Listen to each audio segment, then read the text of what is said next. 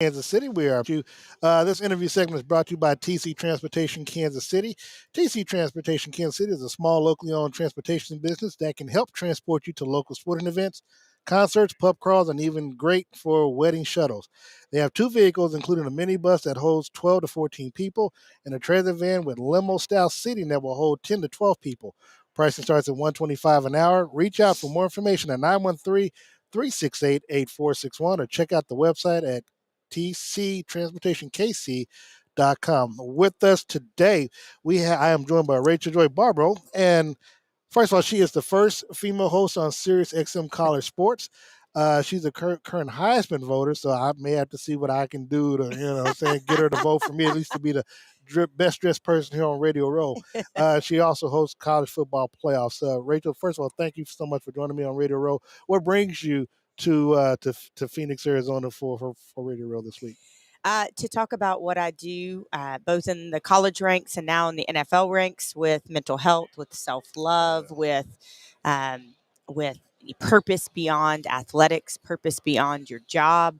I'm changing the narrative. I started it 6 years ago after having a 17-year career in sportscasting, doing 10 years ago exactly what you're doing, which is just amazing to be back here 10 years later and be on the other side of the table. And man, it's pretty awesome. When you first got started, what made you get in this side of business? Like I took interest as a sophomore in high school, and my basketball coach was like, he introduced me to, I guess, the sports director at our local radio station, had him come up because I used to play for him, and said, I want this guy to intern with you. The next thing I know, the following week, I'm covering the Kansas City Chiefs with them. So how did you, what made you decide to get into that field when you started? Yeah, so I had two brothers. I have two brothers that played everything: baseball, basketball, archery, tennis, BMX, bike racing. I mean, we were at a track and meet a field all the time. Yeah. And I knew that I wanted to do something in communications. Went to Auburn and was doing their campus TV, and got sent out on a baseball assignment. They got sent out on a football assignment, and I thought, oh my God, I love this. I love it. Like, I love it. It is a rush. And once I started, I never looked back. Like you mentioned, became the first female host on Sirius XM and did it for 17 years until 2019. I hosted a mental health game with my movement. I'm changing the narrative between Minnesota and Maryland. First ever collegiate national mental health game between two Big Ten teams. And the next day I had been running for my purpose and been trying to be a sportscaster and do this movement and speak and travel and speak and do all the things that I do. And so the next morning at 33,000 feet in the air, retired from sportscasting. Just insanity. That's a beautiful story.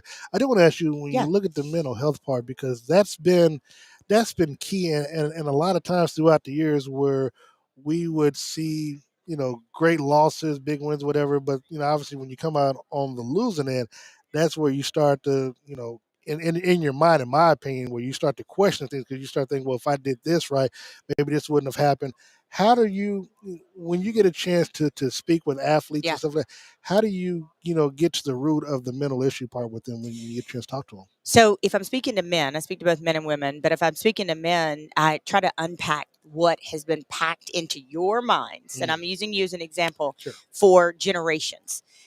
Generationally, the idea of masculinity goes back to your granddaddy's granddaddy's granddaddy's granddaddy's granddaddy. He went to war and then came back and was expected to pass the mashed potatoes.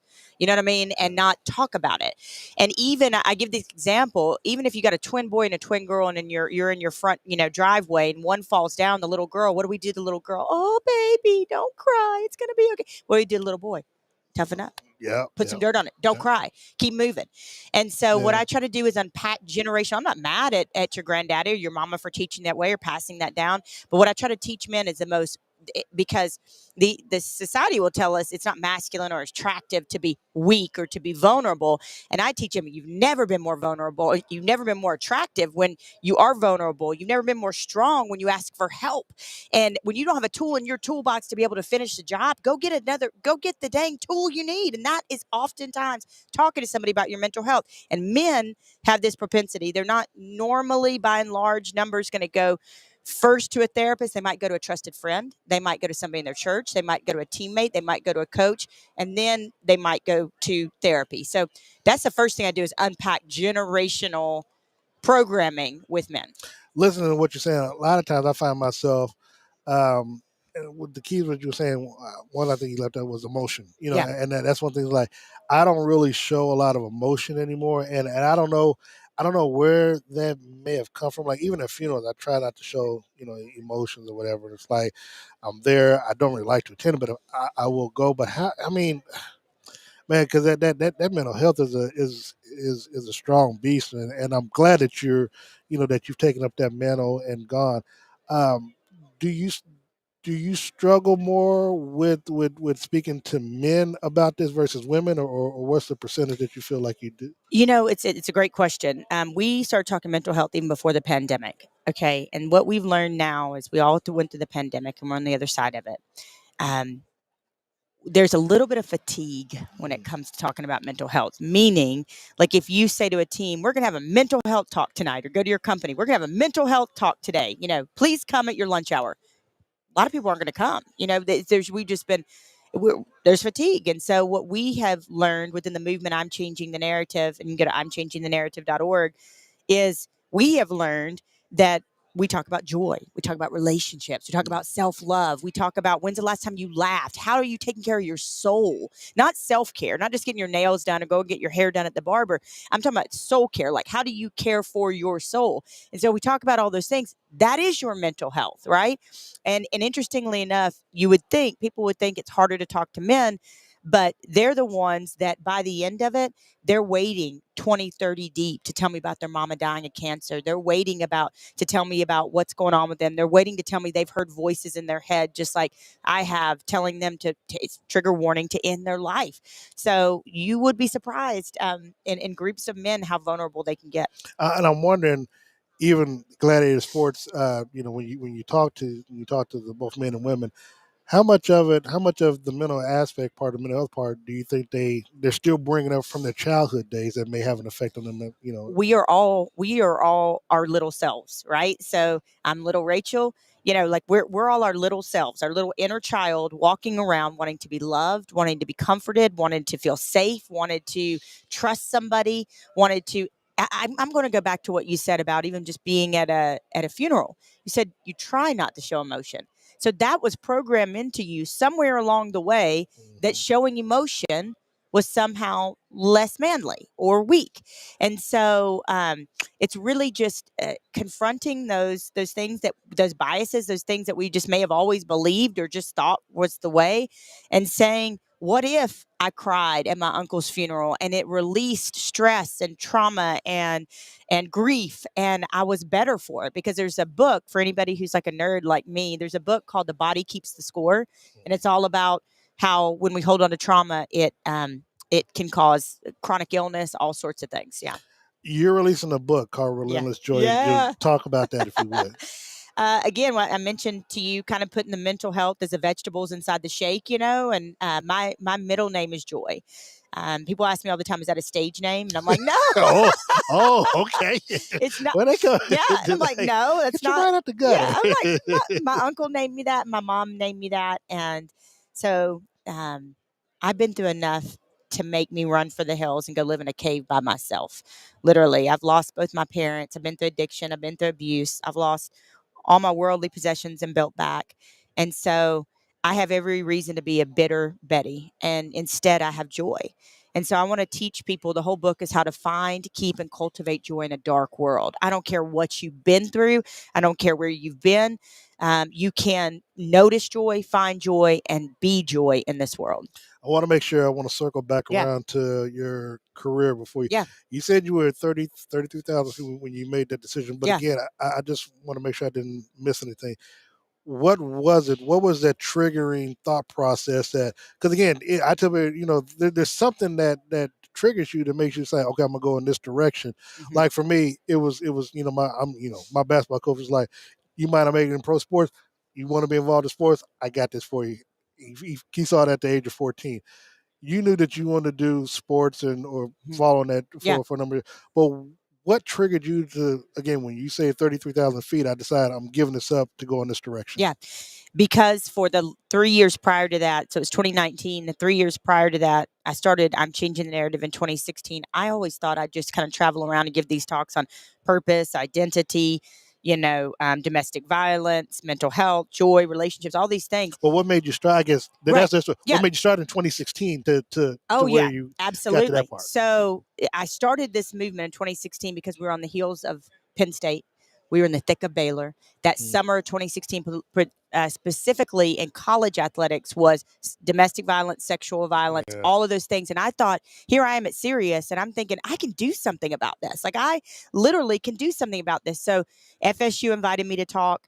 And I just thought for 3 years that I'd be a sportscaster and I'd do these talks on the side. Well, God had a different plan, man. I blinked. He always does. Right? I blinked, and I was 40 plus schools later. I was working with Customs and Border Patrol. Now today, we've been to 60 plus schools. Many of them I'm repeat. I go back over and over again. The NFL called last year to make me a player engagement speaker. I work with Customs and Border Patrol. I'm going down the border tomorrow to train Border Patrol. I work with law enforcement, churches, halfway houses, basically 6 to 96. You're never too old or too young to be who you were created to be. I look, that last deal right there just set it off for me. I'm a spiritual person, so Yeah. I appreciate all this. Let everybody know where they can reach you out on social media. I just followed you on Twitter, but let everybody know where they can reach out to you on social media, order your book, and everything else. First of all, you are the best dressed man on Radio Row. I just got to give that to you. I'm Tom White, that's my guy. I'm wearing a little sparkly jacket that says Queen across the back. So I teach on that, and I've already had like 4 people, stop me this morning. So from one good dressed person to another good dressed person, I'm just going to say thank you. But yeah, all my socials are at Rachel Baribeau, RachelBaribeau. And you can go and find out everything about the movement at I'mChangingTheNarrative.org. And the book is Relentless Joy. So if you put Relentless Joy in Amazon, you put Relentless Joy in Barnes & Noble, or either do Relentless Joy in Rachel Baribeau on Google. Pre-orders matter. This is my first published book. So this is a whole new world. It took me 2 years to write. A year and a half, 2 years to write, and so I'm pretty excited about it. I'm excited for you. I'm just sitting there listening.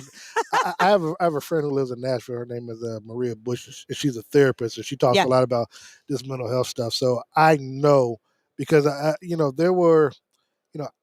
know people who have either committed suicide or had suicidal thoughts, whatever. And so I know what you do is very important, and I can't express enough that I'm glad that the Lord called you into that field, and you've gone full bore with it, because it's very much necessary. And look, nobody knows how Sunday's game is going to turn out. I mean, it could be a situation like Seattle and New England where they thought they were going to win the game, and interception at the end of the ball game and stuff. So we don't know the makeup or how this game is going to turn out. We don't know how players on the losing team may feel, they may go into a dark corner or something. So I know that what you do is very good, and I'm so appreciative of it. Well, and this last thing I'll say is, you mentioned at the very beginning, when you lose a game as an athlete or a coach, and then you got these keyboard warriors out there, man, and you start to define yourself as a loser. You start to hear these people telling you you're a loser, you're this, you're that, you made the mistake, Osai. I mean, all these, you did this. And so it's very important to lift up our athletes, our coaches, everybody out there, and remind them that you are more than your sport. You are more than your job. You're more than your CEO. You're more than a radio host. You're more than that. And the most progressive coaches in the country have me in and allow me to talk to their players about everybody else that they are besides being an athlete. It's funny because I know we got to go, but you brought up a good point, because there will be throughout the game Sunday keyboard warriors that's going to be called. They could never even ever handle the lights or the pressure. Never. And they'll make it so that they know more about the game, and that they can do what these. So yeah, you brought up a very good point. So people need to keep that in mind before they start, before they click send. They won't do it, but but that is a good point, good message. Rachel, thank you very much and I really, really appreciate having this conversation and what you do, because it is again very necessary. One more time, if you would, let everybody know where they can reach out. I'mChangingTheNarrative.org. And there you can find out everything about the movement, about being a joy starter. We have a club of people that were noticing joy for the cost of a cup of coffee a month. All my socials are at Rachel Baribeau. I'm TikTok, Instagram, Facebook, all of that. And then Relentless Joy is the name of my book. And who you got in the game Sunday? I cover Jalen Hurts, so I don't have like okay. I'll let I'm you go sorry. Can you let me go? I'll let it ride. You know, I got to go with my homeboy. So I understand. But it's good. Thank you so very much for joining us today. Thank you. We'll be back. We'll have Randy Grimes in just a few minutes as well. KC Cocktail Company is proud to announce their first annual nonprofit giveaway. Paige White and KC Cocktail Company believe in giving back to their community, and they are giving away a $500 bar credit to a deserving Kansas City not-for-profit organization. KC Cocktail Company knows that hosting a gala, fundraiser, donor dinner, or golf tournament can be expensive, so they are donating the bar credit to be used to help raise money toward any event that the nonprofit sees fit. What nonprofit do you love supporting? Here's your chance to help them out even more. Check out the nonprofit page on KC Cocktail's website at www.kccocktailco.com and enter in their info, and Paige will enter them into a drawing, as well as contact them on other ways that KC Cocktail can help support them. Feel free to call or email KC Cocktail Company directly for more information at 816-456-4388 or hello